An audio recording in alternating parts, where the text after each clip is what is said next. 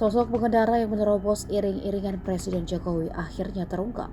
Darul, pemuda berusia 18 tahun itu, kini sudah diamankan Resmo Polda Sulsel dan Jatanras Polrestabes Makassar. Darul saat dimintai keterangan mengakui jika dirinya lah yang memotong jalur rombongan Jokowi saat melintas di Jalan Gunung Bawakaraeng, Kota Makassar kemarin. Video Darul yang memotong jalur rombongan presiden tersebut sempat viral di media sosial. Ia melintas sambil menggeber knalpot motornya hingga nyaris ditabrak kendaraan mobil R1.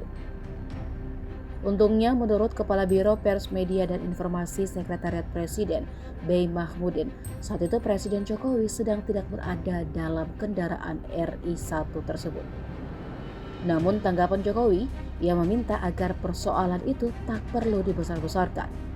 Pas Pampres Mayor Jenderal Rafael Granada Bay sempat melaporkan hal tersebut kepada Presiden Jokowi dan dijawab untuk tidak perlu dilakukan pemeriksaan dan penahanan.